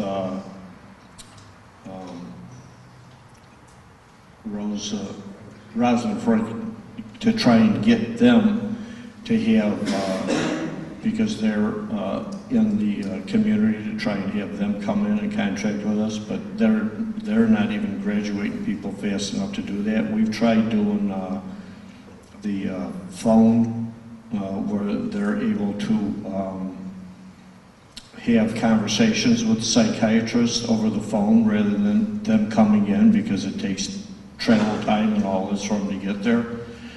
And I got to tell you, when we talk about mental health in the jail, that is a very, very important piece for success. I had the number and I forgot what it was. If I was to tell you how many attempt suicides we get a day in the jail, it would just blow you away. Because there's constantly people attempting suicide in the jail, and without us having psychiatrists or having those the benefit of having a psychiatrist there where we are. So in addition to the psychiatrists, we have social care workers that are on staff that are there every day to help get us through some of these issues. But it is an issue. It's a big issue. And some of it, unfortunately, goes to dollars and cents. I just wanted to follow up, because I think it didn't get, so in other words, you're not using the county as your health care provider now, and so we have to have a new psychiatrist ask these questions. My real question is, you're already spending $3 million, why can't that be to the county directly and use those resources? Because they already know who's at risk when they come into the jail. Same thing. So I'm not going to be amazed. I worked in Cook County Jail for a long time. I'm not amazed. And I know it's expensive and covering psychiatry in the jail, different provider. At this point, Cook County Jail uses the county as a provider because they found it didn't save them any money. And the amount of money we spend in the state prisons right now for lawsuits as a result of bad psychiatry are an awful lot. So I'm really pushing to say, why aren't we using the health department to do that? It saves money in the long run across all taxpayers, not in the jails, not the jail budget. Yeah, I think that's one of several things that, I didn't talk about the Mental Health Coalition, but that's one of several things that we're going to be investigating as different models. One of the things that Ray, Undersheriff, and I are doing already is we're looking at who is already in the health department and who's in the jail. So who has been serviced by the health department, and we've expanded that to go out to look at, and we're crosswalking these individuals, and we're getting data from NACASA, another provider, and also PADS, who works with a lot with our homeless. And so what we're trying to do is match up who are what we call the friendly faces, who should have gone to jail. I mean, if you're somebody that committed murder, are you somebody that should be diverted from the jail? And the answer is probably no, right? So, but if you were picked up again because you were loitering, or you went into a convenience store and stole some food because you were homeless, you know, these are the different, we're looking at what we're calling these friendly faces. Is there a place that we can bring them so that we can divert them from going into the jail, so then we do have the psychiatrist that is already within the health department or at other resources that may be out there for that. So we are going to look through at that different models with the Mental Health Coalition. How much though would it cost more to have the county do that? Well, and if it's okay, we'll do that maybe if we've got time at the end, because I know there's a couple other individuals that have some questions. Thanks. Just a couple of quick comments and some questions. I too worked at county, and I worked for IDOC, and I was a vendor and provided healthcare services, and we got out of the business because people are interested in quality in this state, but it all comes down to dollars, and it's who is the cheapest vendor. I just want to say to Ramblin' Rose, I really appreciated the comment going from warrior to guardian. And I can tell you, I felt that. I participated in that point in time, counting the homeless. And I had the opportunity to ride in a car with this lady and find the homeless. So when you make the comment about this is a community problem, I thought I live in Lake Forest. This isn't a problem. It is a problem and it affects all of us. So if you want to experience something, I would highly encourage the experience. I felt safe, I felt informed, and I felt very humbled. But I did want to share, Ramblin' Rose, that when we dropped in at the the Waukegan Police Department, I don't know if you remember this experience, there were two homeless people sitting in the outer lobby. And your police officer behind the desk, so you're talking about a culture change, felt very bad that these two individuals were in the lobby. They had missed their bus. It was very complicated. One was very emotionally labile and dangerous, but he felt very bad because he wanted to be able to protect the citizens of Waukegan. But many times there were social issues. People missed the bus, so they couldn't get to the pad shelter, and they were having to make decisions to drive people to the pad shelter rather than responding to calls. So I think it just might call for innovation, rather than using officers for that Uber, I don't know, whatever. But I felt the culture change, but I also felt some good grassroots from police and some good suggestions. Just a thought on the Narcan. I spent some time at Walgreens, and I remember being involved with the decision making for having Narcan available, and I was on the clinical review team. And a lot of serious decisions were made about should it be carried, should it not be carried, and we made clinical reviews. I was not involved with the financial. But it made me think, you can't go to Walgreens or CVS anymore today and buy razor blades, they're locked up. You can't buy the Sudafed or the Actifed, it's locked up. Off the wall, I don't know if there could be some tracking or reporting mechanism. I didn't know that was going on, that you lost the ability to track those people. So I don't know if there's some partnerships with retail pharmacies or legislation where that might be able to be done. The Rockford model, I'm familiar with the Rockford model, innovative, wonderful. I wish Sheriff Curran were here. I heard him speak at the 115 waiver hearings, and I'm past my comments, I'm now into questions. I haven't heard, because of everything going on with the state, is there any movement, I don't know who would know the question, on the 115 waiver, which is going to integrate more of the correctional settings with the managed care plans and the behavioral health integration? Do we know anything more about 115?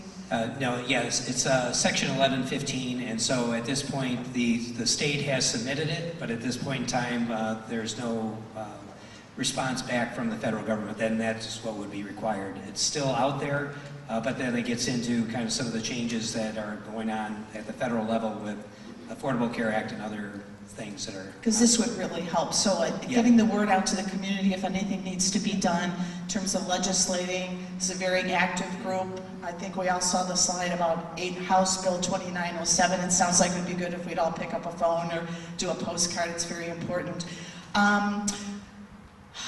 I've done some time with managed care organizations, and the state wanted us to find, for Medicaid, the state wanted us to find people, because what was happening is they would be in and out of emergency rooms, and when you work for a large insurer and you're dialing out for dollars frequently, you can't find these people.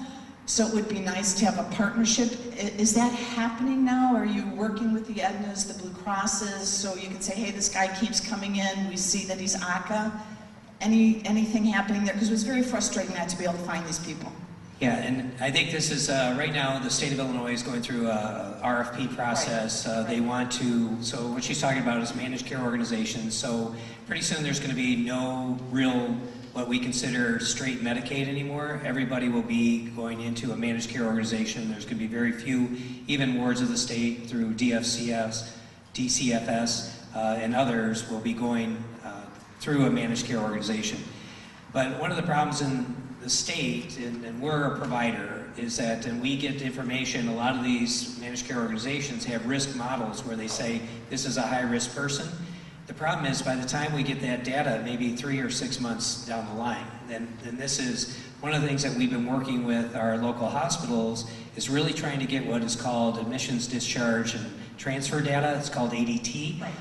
It's pretty simple technology, frankly, but you just have to make the connection. So what we would do as a provider is we'd say to a Advocate Condell or a Highland Park hospital or a Vista, here's the list of names that we have.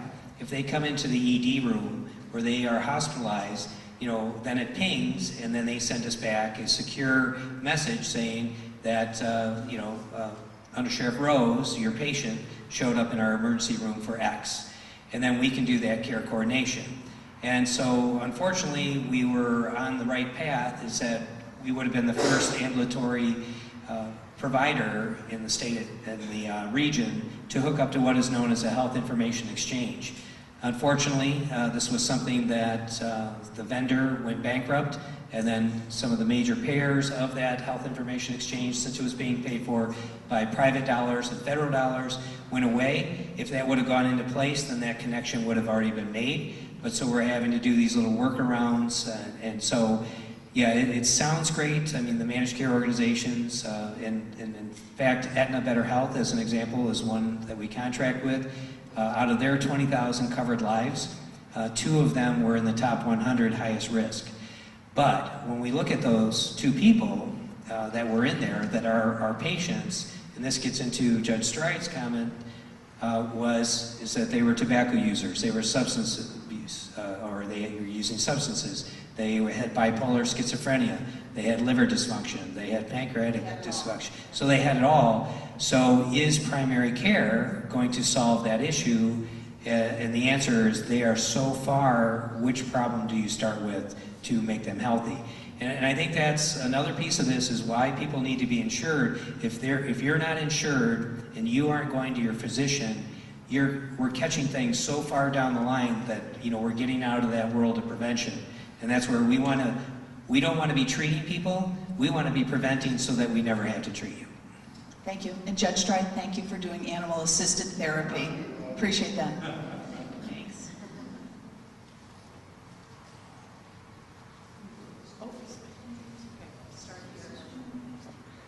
Can you tell me what the barriers are to creating the crisis intervention model in Lake County, such as they have in Bear County in Texas, and I think you also said, did you say, Ray, that they have it in Rockford?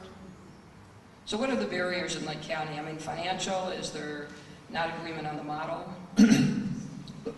I think the main problem is the financial part of it, and because this is a brand new discussion, trying to get everybody on board to understand what does this look like. So when you start talking about, basically is what it does is it becomes an arrest diversion.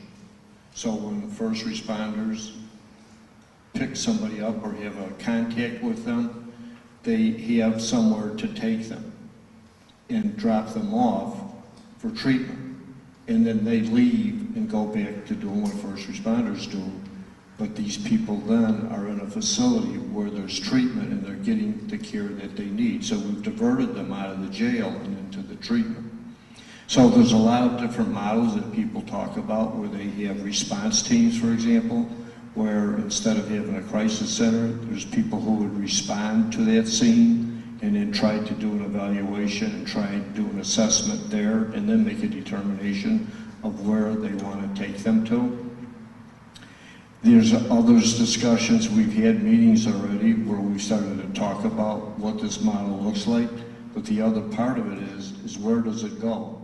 So in Rockford, they ended up buying a grocery store and converting it. I can't remember what their cost was. It was $2 point something million to do this conversion. you know, we've been talking about a multitude of locations, and one of them really is, where do you find a central location in Lake County?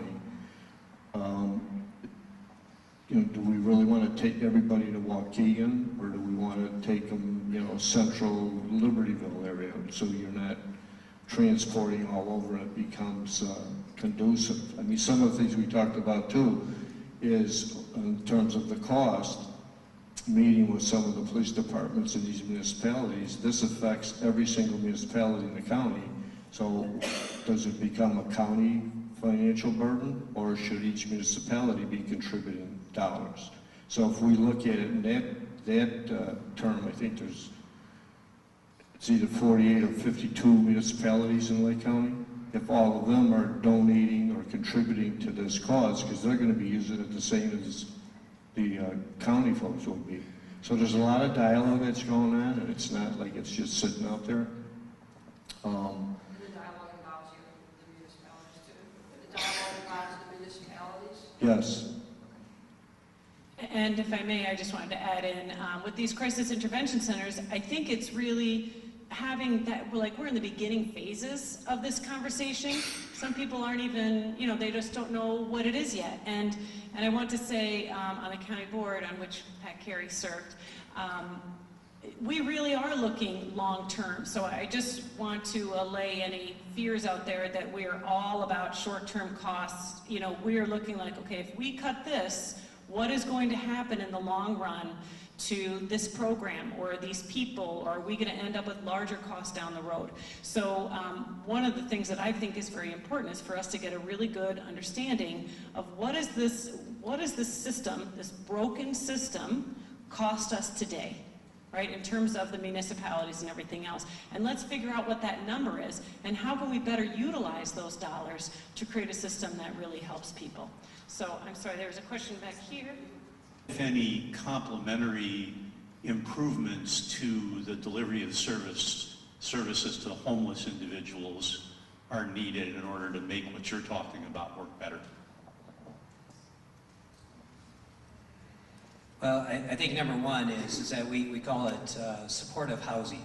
Is that I think this is it's one thing to give somebody a place to live, but if they aren't getting the support they need, I mean, there's all kinds of different challenges that people that are homeless have, and so you have to have this supportive housing piece to it. So we've had situations where, you know, somebody diabetic, and so they get the prescription filled and they go home, but they're not managing their diabetes because they couldn't get the cap off. And so, I mean, these are the types of things, is that what type of counseling, what kinds of supports do they need to make sure they're successful once they're being housed?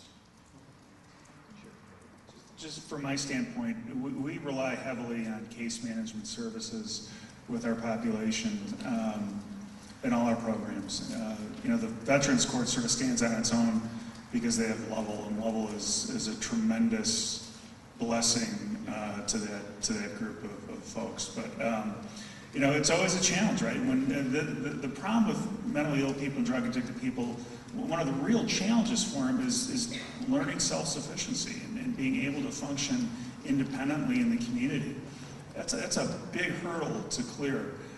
So, you know, from my standpoint, and Mark's getting tired of me saying it, Sandy's getting tired of me saying it, I'd love to have more case managers. I would love, you know, to have those boots on the ground in the community, helping people do things like, if you're, you know, can't get the cap off your medication, if you can't make a psychiatry appointment, if you can't make, you know, just a general doctor's appointment, you can't make it there. That's the kind of thing that's really going to start to link people with consistent, meaningful, ongoing continuum of care, you know, life that has an opportunity to function and flourish. And that for me, that's a big piece of it. I think maybe Cynthia. Hi. I just want to thank you all. It was a really interesting, wonderful discussion, and it really highlights the importance of partnerships. We have, at the township level, we have a HUD grant that we administer. We work with Catholic Charities, we work with I+, and ourselves to administer this program that provides housing for homeless, otherwise homeless people. And it's been a great benefit, and we all just have to chip in a little bit. I think that's what, it's going to cost all of us if we don't do it. So we might as well all just get over it and just contribute to it. So there's that. And then Under Sheriff Rose asked the question, why? Why are these people here? Why are they abusing drugs? Why are they not healthy? Why are they making poor choices? And as an employee of the health department, I work with Child and Family Connections and early intervention. I think that, you know, the answer to I have a biased view, but I think that the answer to everything is to start early and help, you know, children to have the best possible life they can have. And early childhood experiences have been shown to contribute to later, you know, physical and mental health issues, like serious physical and mental health issues. We are hosting the American Academy of Pediatrics on May 12th at the health department. We're available to take the show on the road to other organizations, so if you want to get in touch with me, they're going to be in Lake County all day talking about the ACEs study, which was done at Kaiser Permanente, and which documents how these early experiences in childhood affect you later on. One last thing, the Kennedy Forum, I haven't heard anybody mention that. They are doing something this month. I think they're training facilitators, and their whole goal is to destigmatize mental health issues. There are going to be like kitchen table conversations in May. I don't know, do you know more about that, Mark? Yeah, we can send out through Sandy, but Kennedy Foundation is setting up, but we can send that out, the information, if people are interested in that. Hi, I have a question. Mark, you mentioned the role of the doctors play, and one of the things that you said is that they write prescriptions and they're very busy, and they write for more opioids than a person will use, depending on, you know, for the problem that they have. They seem to have a very big role in this, and what are we doing to communicate? What do we need to do as a community to ask them to take more time, or what is being done, or what do you think we can do about that? I don't want to steal Ray's comment, but he made it, but I'll talk about it. But it's because it is something that we are very concerned about. Again, back in March of 2016, there's a whole CDC report with regard to how new guidelines for opioid prescribing, different guidelines, you know, different patients, what are those guidelines? So that's number one thing that we're doing as a health department. Certainly this is where, as a provider, it is true that we're requiring, you know, these providers to see a patient every 15 to 20 minutes. In fact, they probably only spend about 7 minutes of FaceTime in there. So they are not spending, you know, a lot of time, because the productivity, you know, what we're getting reimbursed, you know, does not cover the cost. But I think this overprescribing comes down to the physician, but then there's also insurance and pharmaceutical things that are going on here too. So one of my staff, as an example, her husband had a hip surgery that she was actually required to buy that 90-day supply. She wanted less. She was required to buy it, you know, through the contract that we have. So again, there's a myriad of factors that go into it, but I think really looking at those CDC guidelines and making sure providers and others know what's appropriate use. I'd like to see a word for the doctors. You see, as the mother of a doctor, she's an oncologist.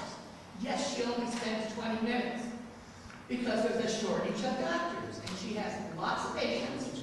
She goes from 8 o'clock sometimes to 7 o'clock at night. And yes, you're right, you can't give someone who's got cancer 3 pills. You've got to give them enough of a supply. And the only thing I ever say to her, well, you just keep them well until they will die. And so I'm a little upset with hearing when the doctor only spends 15 minutes. Well, that's because we have a shortage of doctors in this country, especially GPs. Thank you. I certainly understand, and actually I'm right with you with regards to eyes and how many people it takes to solve these kinds of issues.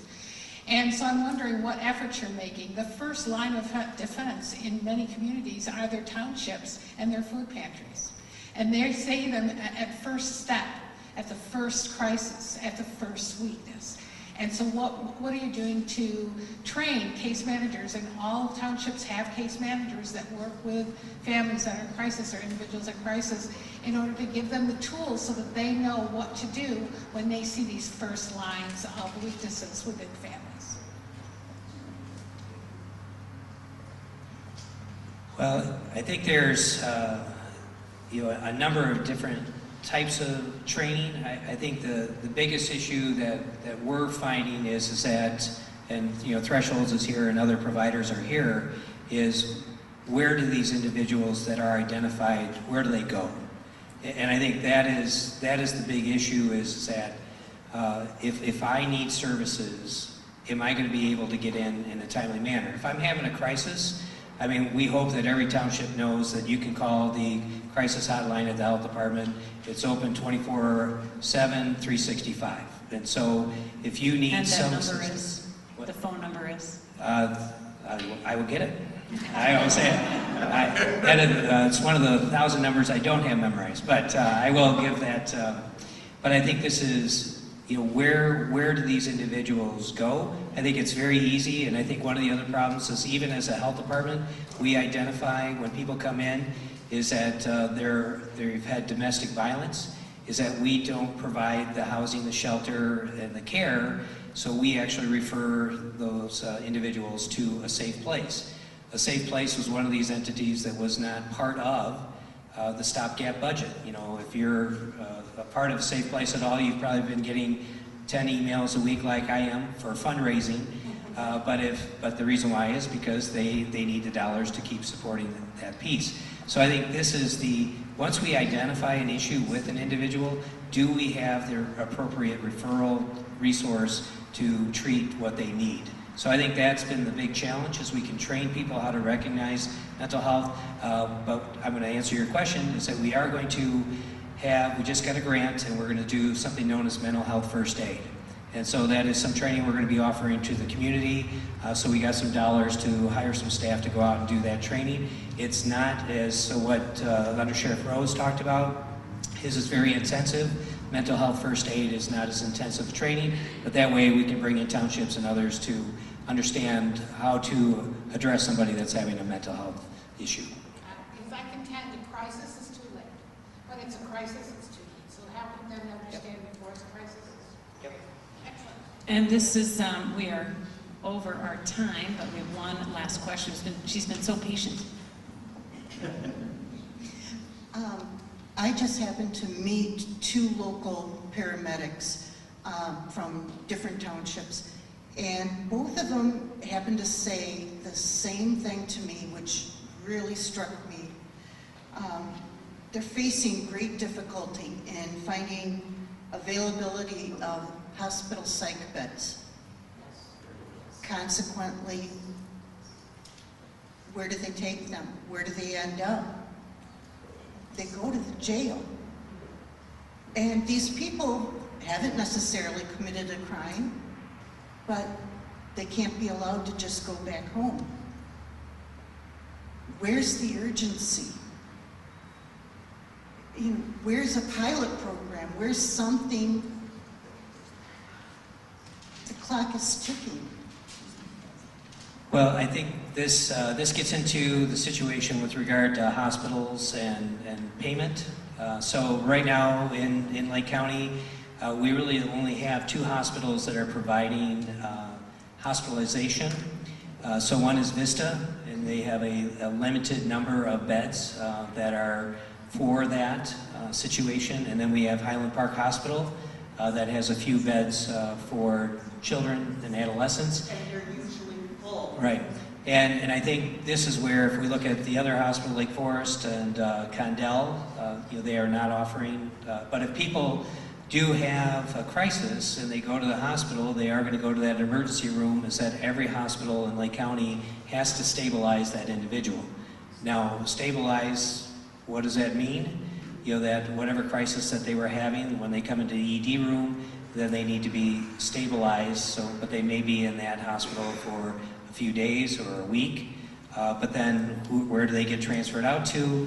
Either to Vista, but even as a health department, when Vista is full, that we're actually having individuals, we're sending them out to hospitals in Cook County, for that hospitalization.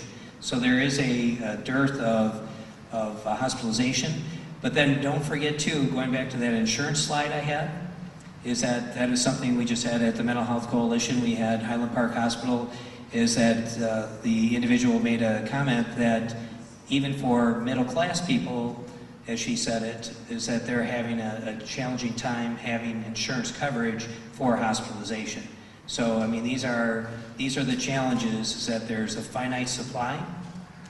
But it all comes down to is that, as Under Sheriff Ray said earlier, is that what's the first thing to go during a state budget cut?